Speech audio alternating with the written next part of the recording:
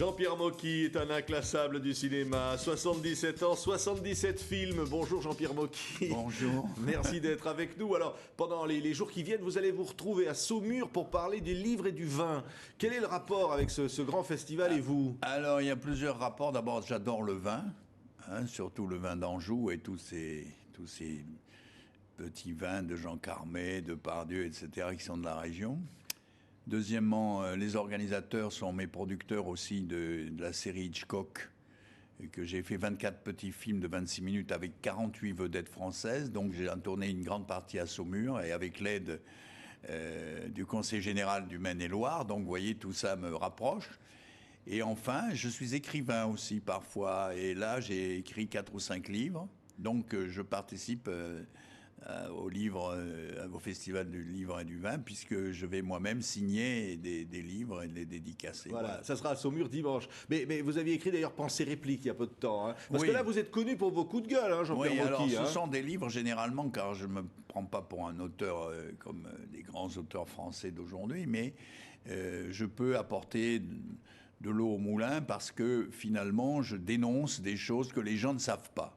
Donc ça les amuse et ça les informe. Donc voilà. Alors, mais pourquoi vous êtes comme ça? Vous êtes toujours en avance d'un coup de gueule, Ben écoutez, je trouve que les gens gueulent pas assez. Il se passe trop de choses négatives. Donc tous mes films sont sur des sujets depuis Le Miraculé ou même d'autres films comme À mort l'arbitre ou autres.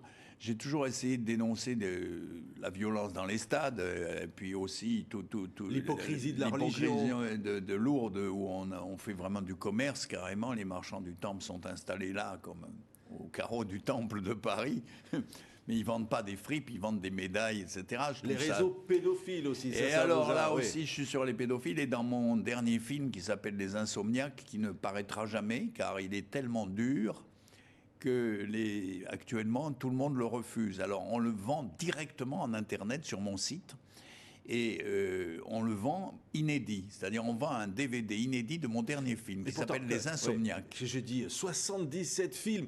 En 1968, on faisait déjà une rétrospective de vous à la Cinémathèque. Oui, parce qu'il y avait Langlois était un ami et c'était un homme formidable d'ailleurs qu'on a oublié aujourd'hui. C'est dommage parce que c'était vraiment un type formidable. Ouais. En 1942, vous jouez dans votre premier film. 1942, Jean-Pierre Mocky. J'avais 9 ans. Alors, pourquoi je joue là-dedans? Parce que j'étais réfugié, étant d'origine juive, j'étais réfugié dans des fermes et on tournait dans la zone dite libre, qui n'était pas libre du tout. On recherchait les juifs de partout et on se dissimulait avec Alexandre Trauner, Joseph Cosma, le musicien.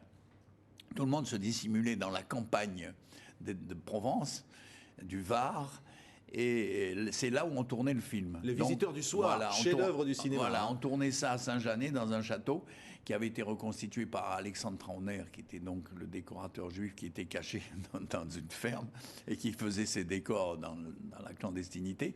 Et on a engagé les planqués, c'est-à-dire moi, pour faire de la figuration dans le château, dans la fameuse scène où Jules Berry vient voir Alain Cuny et Arletty, et on était de cette affaire-là. Oui, et vous n'aviez pas l'âge sur vos papiers, alors, parce que là, on a dit que vous étiez rajeuni, en fait. Alors voilà, ce qui s'est passé, c'est que en 1940, j'avais 7 ans, il a fallu que je parte en Afrique du Nord pour échapper, évidemment, au camp de concentration. Donc on m'a vieilli de 3 ans, et je suis parti sur un bateau, parce que sur les bateaux, on n'accueillait pas les enfants de moins de 10 ans.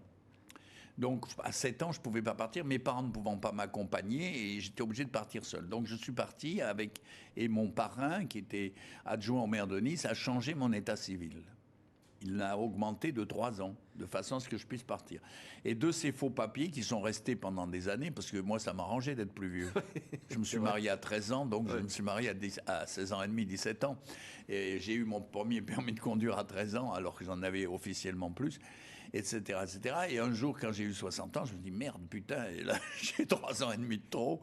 Et j'ai demandé au président Chirac de faire des études, de faire des études sur mon âge. Alors, on m'a fait faire comme un cadavre qu'on aurait trouvé dans la campagne tout nu. Bon, on a dit, tiens, quel âge il peut avoir, ce mec-là? On fait et tous les jours, on fait ça aussi pour les gens qui venaient de Bosnie et à qui on avait retiré tous leurs papiers. Oui. Alors ils arrivaient à la frontière, on ne savait pas quel âge ils avaient. Donc... Est-ce que c'est pas une façon aussi de dire, Jean-Pierre Bocchi, vous êtes en décalage permanent, vous l'avez Permanent, toujours oui, été dans votre vie, dans votre œuvre, Voilà. vous êtes un inclassable. Inclassable, et surtout, bon, j'ai des amitiés, que ce soit à droite ou à gauche, on a quand même aidé un petit peu à ma carrière. Mais en général, les gens ne m'aiment pas parce que, en fait, ils voudraient être moi. Alors, pas parce que j'ai la prétention d'être un type exceptionnel, mais parce que j'ai une liberté telle que les gens la revendiquent, cette liberté. C'est-à-dire, ils voudraient être aussi libres que moi. Et pour des raisons, ils ont une maîtresse, une femme, des enfants, ils veulent une piscine, une Ferrari, une maison, je sais pas où, dans les Baléares ou autres. Et alors, ils sont obligés de faire des travaux, quelquefois, de commande. Oui. Mais ils sont tout aussi Vous n'avez jamais fait ça? Non. Ils sont jamais pour l'argent? Mais oui, ils sont tout aussi intelligents que moi. Ils ont autant de talent que moi, sauf que ils sont privés. C'est comme si on leur avait coupé une couille. Et à ce moment-là, ils sont jaloux de mes 2 couilles à moi.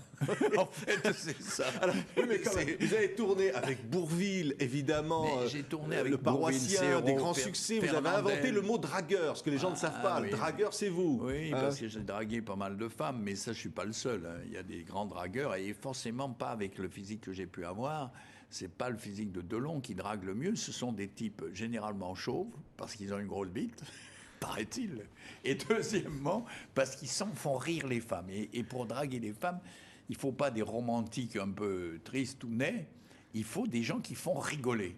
Les femmes sont conquises par les gens qui font rire. Donc vous êtes un grand dragueur. Mais vous avez tourné combien de films avec Michel Serrault, par exemple? Parce qu'il adorait votre folie. Ouais, voilà, 11 films avec Michel, 4 films avec Bourvil, et j'aurais certainement tourné plus s'il n'était pas mort. 11 films avec Francis Blanche, 9 films avec Michel Lonsdal. Etc. Mais vous trouvez qu'aujourd'hui, il y a des gens comme ça encore pour tourner des films avec ce grain de folie? Écoutez, quelle est la comparaison qu'il y a entre un immeuble qu'on vient de construire en 2007, même si c'est un immeuble écologique, et une vieille bâtisse style gothique? Quelle est la bâtisse qui a le plus de personnalité? Et c'est ça le problème, c'est qu'aujourd'hui, au fil des ans, les jeunes mangent, alors que Gabin crevait de faim. Serrault aussi d'ailleurs, donc ils souffraient ces gens-là. Aznavour était un homme qui était complètement crucifié quand il bouffait rien du tout, il n'avait rien à bouffer. Aujourd'hui les gens bouffent comme des chancres, ce sont des acteurs bien replets, bien tranquilles, ils n'ont pas souffert. Et finalement, si vous voulez, ils ont moins de charisme que les anciens. C'est comme ça. C'est le milieu du cinéma, finalement, qui ne vous plaît. Vous avez dit une fois dans des interviews, ça couche, il y a des histoires d'amour sur les plateaux, tout ça. Mais alors attendez. Vous êtes un peu l'emmerdeur, hein? Ça couche effectivement. Mais ça couche aussi dans d'autres professions. Je crois que tous les PDG se tapent leurs secrétaires, plus ou moins, ou leurs assistantes. C'est connu. Donc, dans le cinéma, disons, où les femmes se livrent plus en spectacle quand elles sont nues dans un film ou qu'elles sont censées faire l'amour, même au figuré dans des films, il est évident qu'elles sont plus proches du péché que d'autres, et plus en évidence aussi. Donc finalement, moi, j'adore les femmes. Je trouve qu'elles. Mais vous avez même fait faire des choses incroyables à Catherine Deneuve. Ah oui, Catherine Deneuve. Ben écoutez, elle arrivait à se masturber sur un canapé, alors qu'en général, les gens ont l'impression qu'elle est vraiment avec plein d'admirateurs, etc., qu'elle n'a pas besoin de ça. Mais si vous voulez, ça l'a amusée. Ça l'a amusé, comme Jacqueline Maillan, ça l'a amusé d'avoir... Dans les saisons du plaisir. Ouais, elle avait une petite téléphonie rose, elle faisait du téléphone rose. Mais elle était formidable. C'était des filles qui s'impliquaient. C'est ça que j'ai aimé chez elle, chez Jacqueline et chez Catherine, et chez Jeanne Moreau, qui faisait une prostituée dans Le Miraculé.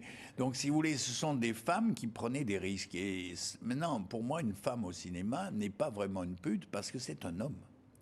Pour moi, c'est comme un homme. Alors, est-ce qu'on peut accuser un homme d'être une pute parce qu'il se tape des femmes? C'est idiot. Vous êtes incroyable, Jean-Pierre Bocchi. Est-ce qu'on peut dire encore un mot de la politique? Vous avez tourné une nuit à l'Assemblée nationale. Oui. La politique, c'est quand même votre truc. Vous avez vraiment envie de ruer dans les brancards. Hein. Ça vous énerve. Alors, là, j'ai eu une aventure assez extraordinaire parce que j'avais introduit dans le film un naturiste, un député naturiste. Donc, il était tout nu. C'était Blanc. Oui, Michel Blanc. Alors, il était tout nu. Et il aimait bien s'exhiber, d'ailleurs. Il aimait bien se montrer. Il était pas mal monté. Et alors, il se baladait à poil pendant tout le film, même quand il n'avait pas besoin de le faire. Et un jour, on est allé tourner grâce à Chaban-Delmas. Il nous a autorisé à tourner dans la cour de l'Assemblée nationale. Et dans le film, Michel Blanc, qui était un naturiste, se soulageait, faisait pipi contre la voiture, d'une voiture officielle. Or, c'était celle de Chaban-Delmas. Alors lui, il regardait le tournage, il nous a virés. Il nous a virés. Mais c'était extraordinaire de voir un type tout nu arriver à l'Assemblée, monter à la tribune, parce qu'il rêvait à un moment donné que tout le monde était nu. Alors j'avais engagé 450 naturistes qui représentaient les députés. Ça coûtait pas cher en costume, hein. Non, et alors les gars se confessaient en disant « Moi j'ai fait ci, j'ai fait ça, j'ai livré des armes. » aux Libyens, je sais pas quoi. Bon. Et ça a été un film qui a été interdit carrément. Il y a eu vraiment tout un truc. Et pendant 3 ans, j'ai pas pu travailler à cause de ce film. Bon, maintenant, c'est devenu un film culte. Ouais, un mot quand même, la mort de Michel Serrault, parce qu'il y a un moment émouvant devant le cercueil. Oui, alors ça, c'était formidable parce que dans les derniers jours de Michel, il a beaucoup parlé de moi. Il m'aimait beaucoup et moi je l'aimais beaucoup. Et un jour, le jour de l'enterrement, je vois l'évêque de Bayeux ou je sais pas quoi avec un grand chapeau comme les papes un peu. Et puis il était devant le cercueil de Michel et il dit comme ça, Jean-Pierre est là. Alors je trouvais ça bizarre, j'ai dit Jean-Pierre est là, mais de qui s'agit-il? Et le père de la Morandière, là, la star de la télé, là, et qui a assisté au dernier moment de Michel, m'a dit qu'effectivement, c'était de moi qu'il s'agissait. Et François Fillon était là, il a entendu que Jean-Pierre était là. Personne n'a compris de qui il s'agissait de moi.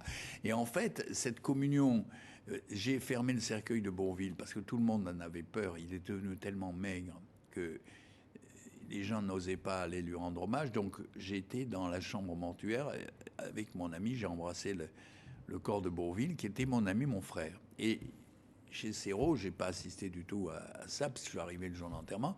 Et il y a eu cette espèce d'osmose, si vous voulez, entre lui et moi, au-delà de la mort. Et ça m'a beaucoup frappé. Ouais. Est-ce qu'on peut dire, Jean-Pierre Mocky, que derrière le provocateur, il y a un timide, un tendre? Un tendre, timide, je suis pas vraiment timide, mais tendre, oui. Et je trouve que j'aime beaucoup les enfants, par exemple, et je trouve qu'on s'en occupe pas bien. Bon, les adolescents, les jeunes filles, dès que je vois une jeune fille qui s'en va à fumer, etc., ça me fait de la peine. Parce que je trouve qu'elles sont mal dans leur peau en ce moment, ça va mal. Et je crois qu'aujourd'hui, aujourd'hui même, il y a une conférence sur les élèves qui sont indisciplinés, je sais pas quoi. Je crois que là, on est très en retard et j'aimerais faire un film là-dessus parce que je trouve que c'est un grand sujet de voir pourquoi ces jeunes tabassent leurs professeurs ou ne travaillent pas ou font des choses comme ça. Parce qu'il y a un malaise chez les jeunes, moi, que j'ai constaté. Merci Jean-Pierre Mocky d'avoir été notre invité. Et puis à Saumur, dimanche, pour livres et vin. Et un bon coup de vin d'Anjou, ça fera du bien. Merci.